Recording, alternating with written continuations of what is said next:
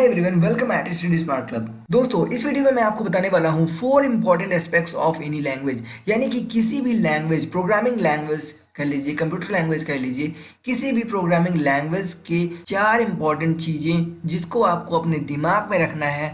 अगर आपने इन चारों एस्पेक्ट्स को समझ लिया तो समझ लीजिए कि आपने प्रोग्रामिंग लैंग्वेज को अच्छे से समझ लिया। अब ये कौन कौन से 4 इंपॉर्टेंट एस्पेक्ट्स हैं, आइए देखते हैं। तो ये रहे हमारे 4 important aspects of any programming language. आइए मैं आपको एक एक करके हर एक पॉइंट को समझाता हूँ। तो फर्स्ट है the way it stores data. तो इस पॉइंट का मतलब ये है कि मान लीजिए कि आप सी लैंग्वेज पढ़ रहे हैं, ठीक है। अब सी लैंग्वेज किस तरीके से डेटा को स्टोर करती है ये आपको मालूम होना चाहिए। जो भी डेटा का आप यूज करेंगे प्रोग्राम बनाते वक्त, वो डेटा किस तरीके से प्रोग्रामिंग लैंग्वेज स्टोर करेगी, ये बहुत ही इंपॉर्टेंट एस्पेक्ट्स है, ये हमें पता होना चाहिए।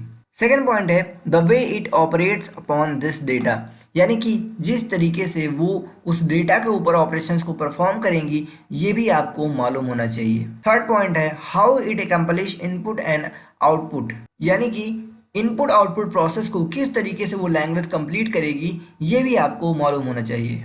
और फोर्थ है how it let you control the sequence of execution of instructions in a program, किसी प्रोग्राम के सीक्वेंस ऑफ इंस्ट्रक्शंस को किस तरीके से वो लैंग्वेज आपको कंट्रोल करने देगी, ये भी आपको मालूम होना चाहिए। देखिए, ये चारों एस्पेक्ट्स बहुत ज़्यादा इंपॉर्टेंट है। लोग क्या करते हैं, इनको ऐसे ही छोड़ देते हैं। उन्हें लगता है कि इसको पढ़ो ना पढ़ो कोई मतलब नहीं है। देखिए, मैं आपको बता दूं कि ये कोई पढ़ने वाली चीज़ नहीं है, ये समझने वाली चीज़ है। और एक बात और बता दूं कि ये चारों के चारों जो सवाल हैं, इनका जवाब आपको एक ही दिन में, पहले ही दिन नहीं मिल जाएगा। जैसे जैसे आप प्रोग्रामिंग लैंग्वेज सीखते रहेंगे, आगे बढ़ते रहेंगे, वैसे वैसे आपको हर एक सवालों का जवाब मिलता जाएगा। और अगर आपने प्रोग्रामिंग लैंग्वेज अच्छे से सीख ली है और अभी भी आपको नहीं पता है कि उस प्रोग्रामिंग लैंग्वेज में किस तरीके से डेटा को स्टोर करते हैं, किस तरीके से डेटा के ऊपर ऑपरेशन परफॉर्म करते हैं, किस तरीके से उसके इनपुट और आउटपुट प्रोसेस को कंप्लीट करते हैं, और किस तरीके से सीक्वेंस ऑफ इंस्ट्रक्शंस के एग्जीक्यूशंस को कंट्रोल करते हैं, तो समझ लीजिए कि अभी भी आपने प्रोग्रामिंग लैंग्वेज को अच्छे से समझा नहीं है।